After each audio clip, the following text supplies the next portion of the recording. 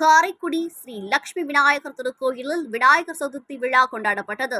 சிவகங்கை மாவட்டம் காரைக்குடி போக்குவரத்து நகரில் எழுந்தருளியுள்ள ஸ்ரீ லட்சுமி விநாயகர் திருக்கோயிலில் விநாயகர் சதுர்த்தி விழா கொண்டாடப்பட்டது.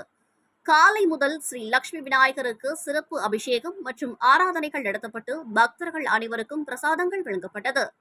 பிறகு அதனைத் தொடர்ந்து சாக்கோட்டை யூனியன் அஇஅதிமுக முன்னாள் ஒன்றிய கவுன்சிலர் சுப்பிரமணியன் காந்திமதி குடும்பத்தாரால் மாபெரும் அன்னதானம் சிறப்பாக நடத்தப்பட்டது.